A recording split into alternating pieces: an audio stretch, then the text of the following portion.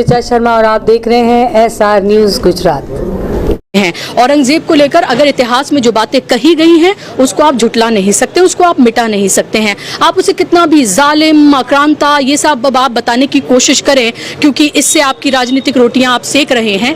लेकिन मुझे आप बताइए कि जो औरंगजेब ने जो अच्छे काम किए, आप अब ये बताइए कि वो तो 49 साल उसने शासन किया, तो वो अपनी कब्र, अपना मकबरा बहुत आलिशान, बहुत बेहतरीन बनवा सकता था, लेकिन उसकी उस वक्त की कीमत जो है 13 रुपए थी कब्र की कीमत, क्योंकि मिट्टी से बनाई गई थी। वो तो बाद में जो ब्रिटिशर्स आए उनके बाद उसको जो है वो पक्का बनाया गया मकबरा। मतलब आप सादा सिंपल एक बादशाह दिखाने की कोशिश कर रहे हैं कि बिल्कुल जो है औरंगजेब बिल्कुल एक सिंपल से एक इंसान की तरह हुक्मरान थे, तो वैसे तो मोदी जी भी अपना सादा सिंपल दिखाते अपनी जिंदगी को। नहीं, देखिए, एक शासक और एक राजनेता, इसमें ये बिल्कुल अलग अलग चीजें हैं।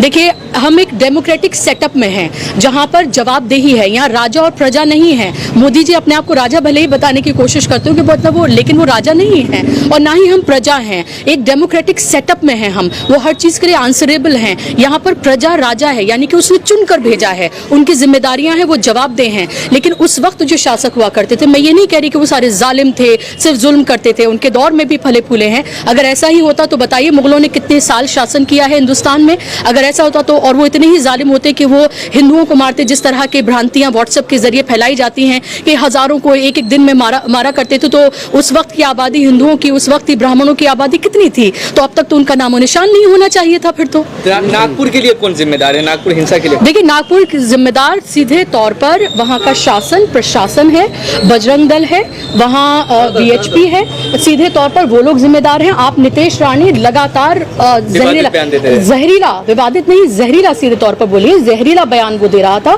लगातार वो ये कह रहा था कि सरकार तो अपना काम करेगी, लेकिन जब बाबरी मस्जिद हुई थी तब कार सेवकों ने अपना काम किया था। तो आपने क्या कहा? आप उकसा रहे हैं, आप कह रहे हैं सरकार और कानून जो करेगा वो करता रहेगा, लेकिन आप कार सेवा की तरह चढ़ जाइए, आप मतलब उसको उखाड़ कर फेंक दीजिए।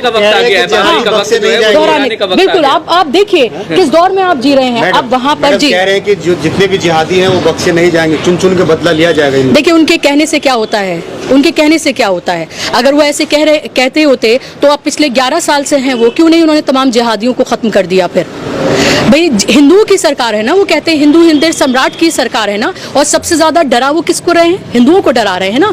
होली पर उन्होंने क्या किया? होली पर उन्होंने मुसलमानों को नहीं डराया, होली पर उन्होंने हिंदुओं को डराया कि आप अगर निकलेंगे तो ये हो जाएगा, मुसलमान आपके साथ वो कर देंगे। तो मुसलमानों से हिंदुओं को डराने का काम कौन कर रहा है? हिंदू हृदय सम्राट नरेंद्र मोदी जी, योगी आदित्यनाथ, जो उनकी 56 इंच की छाती है, वही कर रहे हैं ना ये सब कुछ। संगीतकार मनोज मुंतशिर कह रहे हैं कि शौचालय बना दो, सब काम खत्म। वो अपनी ख्वाहिश पूरी कर लें, वो अपनी ख्वाहिश पूरी कर लें, और फिर उसके बाद, क्योंकि देखिए, अगर वहां से कब्र हटा दी जाएगी और वहां अगर शौचालय बना दिया जाएगा तो जितने भी देश के मसले मसाइल हैं वो सब कुछ हमेशा के लिए खत्म हो जाएंगे। तो एक बार वो अपनी दिली ख्वाहिश को पूरा करके देख लें।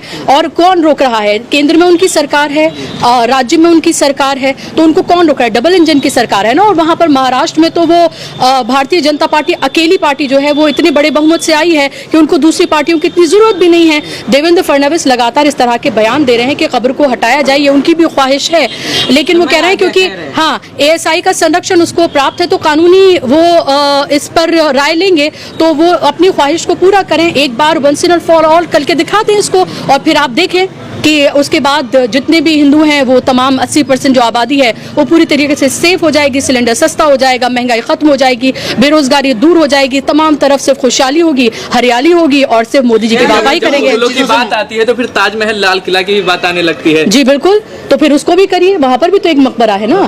तो ये देखिए, ये एंडलेस है, कभी इसको ताजमहल बताएंगे, कभी किसी और चीज को करेंगे, वहां से कमाएंगे भी, ठीक है, वहां से कमाएंगे भी, उसका संरक्षण भी करेंगे, उसकी मेंटेनेंस भी करेंगे।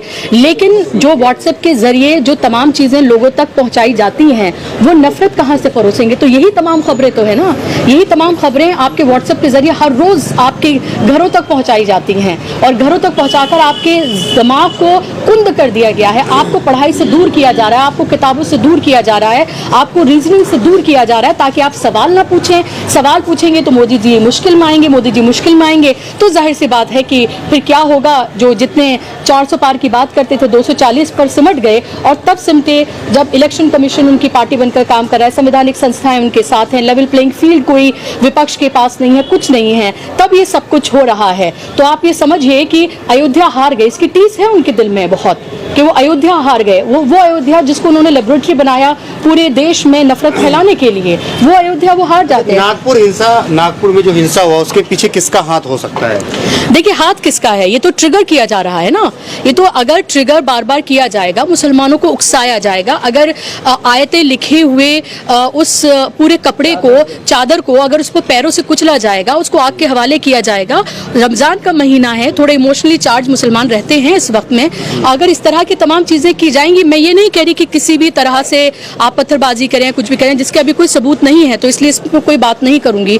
लेकिन ये जरूर है कि जो तमाम चीजें बार बार की ही इसलिए जा रही हैं कि उसका जो ट्रिगर इसलिए किया जा रहा है, ताकि प्रोवोक किया जा रहा है, ताकि मुसलमान इसका जवाब दें, और जवाब देंगे तो दंगे भड़केंगे तो मुसलमानों को और गिरफ्तार किया जाएगा। और अभी भी आप देखिए जहां कहीं भी कुछ भी होता है, जालिम मजलूम भी मुसलमान है और जालिम भी उसे बताया जाता है, गिरफ्तार भी वही होता है और जुल्म भी उस पर होता है, घर भी उसके ढाए जाते हैं और गिरफ्तार भी उसी को किया जाता है। दंगे में उसका नुकसान हो, लेकिन जो दूसरी पार्टी है, इसीलिए तो उनके हौसले बुलंद हैं, क्योंकि उनको लगता है सरकार उनके साथ है, प्रशासन उनके साथ है, अदालतों से भी कहीं ना कहीं इंसाफ उनके हक में जाता हुआ नजर आता है, तो इसीलिए उनके हौसले बुलंद कह रहे हैं कि जो मूवी आई है छावा, मुझे लगता है उसके खिलाफ, उसके आने के बाद जो औरंगजेब के प्रति ज्यादा गुस्सा भड़का है। अगर ऐसा है उनकी बात, इस एक बात से तो मैं उनकी अग्री करती ही हूँ, तो फिर बार बार प्रोपेगेंडा फिल्में क्यों बनाई जा रही है, क्यों सरकार उसको प्रमोट करी है? कश्मीर फाइल्स को किसने प्रमोट किया था? नरेंद्र मोदी ने। छावा को प्रमोट कौन कर रहा है? सरकार प्रमोट कर रही है। आज भी मध्य प्रदेश में तमाम कार्यकर्ताओं को, मंत्रियों को, सबको बिठाकर छावा दिखाई गई है। एक तरफ ये सब कुछ हो रहा है, यानी कि एक नागपुर से आपको तसल्ली नहीं मिली, आप मध्य प्रदेश में, आप उत्तर प्रदेश में, आप तमाम जगहों पर ये करना चाहते हैं, तो यही उनका मकसद है, यही वो करना चाहते हैं। और इस तरह की प्रोपेगेंडा फिल्म्स को बनाने का मकसद ही सिर्फ है ये है। और अगर ऐसा है तो फिर आप फिल्म मेकर से सवाल पूछिए, जहां कहीं भी फिल्म वो चल रही है छावा, उसको बैन करवाइए, उसको बंद करवाइए और कहिए कि ये इतिहास से छेड़छाड़ की गई है इस फिल्म में, कहिए आपके इसके जरिए नफरत फैल रही है और इस तरह की फिल्में आगे नहीं बननी चाहिए। नीतीश राणे कह रहे हैं कि ये जो दंगा हुआ संयोजित था, क्योंकि अगर आप देखेंगे तो मुसलमानों की कोई नुकसान नहीं हुआ, जो सब दुकानें टूटी हैं, गाड़ियां जली हैं, सब हिंदुओं की हैं, ट्रक के ट्रक, पुलिसों पर हमला हुआ। सुनियोजित तो था, लेकिन ये दूसरी तरफ से सुनियोजित था, तो लगातार ट्रिगर किया जा रहा था, लगातार भड़काया जा रहा था, भड़काऊ भाषण जो हैं वो लगातार दिए जा रहे थे। और नीतीश राणा का की ये ऑडेसिटी है कि वो ये सब कुछ कह सकें, क्योंकि नीतीश राणा तो लगातार, वो मंत्री हैं, वो कोई फ्रिंज एलिमेंट नहीं है, वो कोई सिर्फ एमएलए नहीं है, बल्कि वो मंत्री हैं और लगातार वो इसी तरह के बयान दे रहे हैं। सबसे पहले तो सरकार को उनकी गिरफ्तारी करनी चाहिए, और इस तरह के जितने, अगर वाकई में वो चाहते हैं, पीस की बात कर रहे हैं कि अब पीस कायम करें, तो अगर वाकई में वो चाहते हैं पीस कायम हो, तो सबसे पहले जो इस तरह के भड़काऊ बयान दे रहे हैं उन सबको जेल के सलाखों में। आखिरी सवाल लेकर के बात को खत्म करेंगे कि उन्होंने पहले कहा था कि हम बाबरी मस्जिद को तोड़ेंगे और उन्होंने तोड़ दिया। अब कह रहे हैं कि हम जो है, जो औरंगजेब की जो कब्र है उसको हम तोड़ेंगे। ऐसा लोग कह रहे हैं कि वो तोड़ के ही मानेंगे, तो क्या लग रहा है कि औरंगजेब की जो कब्र अगर वहां पे टूटता है तो जो भारत के मुसलमान हैं उन्हें तकलीफ होगी, उन्हें इन चीजों से फर्क पड़ेगा या नहीं? मुझे लगता है, देखिए, एक मिक्स रिएक्शन आ सकता है। जो मुसलमान औरंगजेब को किस निगाह से देखते हैं और उनके लिए वो उनकी हैसियत और अहमियत क्या है, तकलीफ हो सकती है, लेकिन मुझे नहीं लगता कि बड़े पैमाने पर मुसलमान इसको लेकर कोई रिएक्शन अपना देंगे। हाय नमस्कार, मैं हूं अली असगर और आप देख रहे हैं SR news Gujarat. Please like, subscribe and share करो।